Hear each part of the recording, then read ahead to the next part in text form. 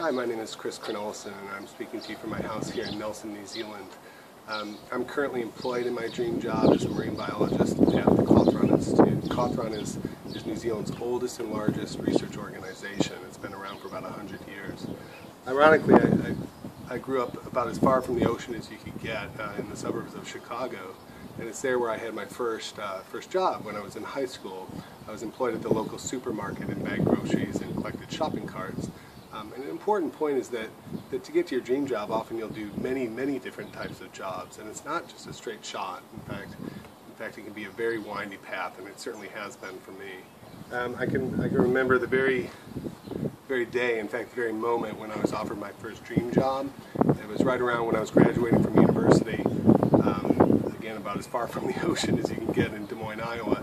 And I can remember the phone ringing, and this guy offered me this job down in the Florida Keys at a facility known as Sea Camp, where you take out kids on trips out to the coral reef and you take them diving and those sorts of things.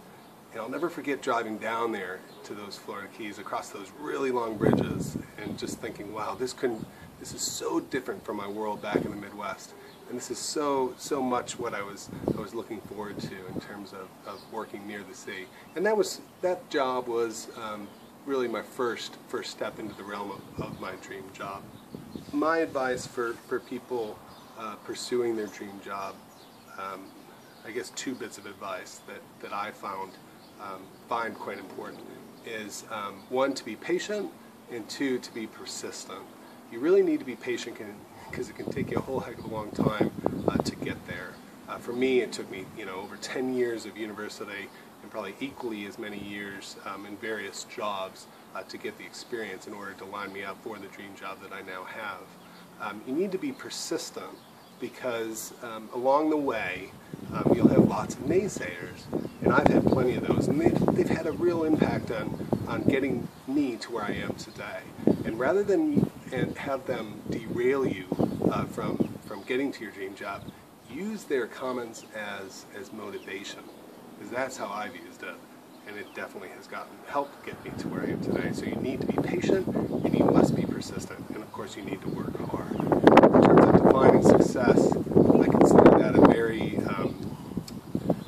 very personal thing. Like it's grounded in your personal value system. For me, it doesn't come down to money or material things. I mean, as they say, crime and science don't pay. But in actuality, you do have to be able to make a living. But for me, in terms of defining success in regards to my dream job, I know I will have succeeded later in life if I can look back and know that I've made a positive impact to society. And also, as a marine scientist, that I've also made a positive impact on the environment, because it's the environment that society ultimately depends on to survive.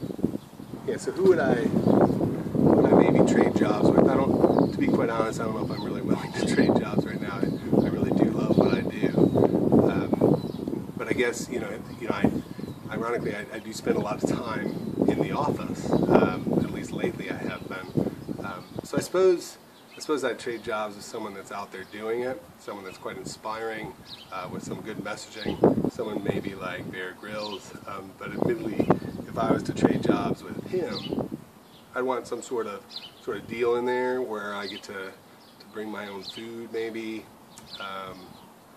and maybe get a year or so to get in shape, hit the gym, because I definitely have to do that to be able to get anywhere near his level of fitness. A defining moment for me in pursuing my dream job was when I was driving in the middle of Iowa with my mom. She was driving me to university for my first year.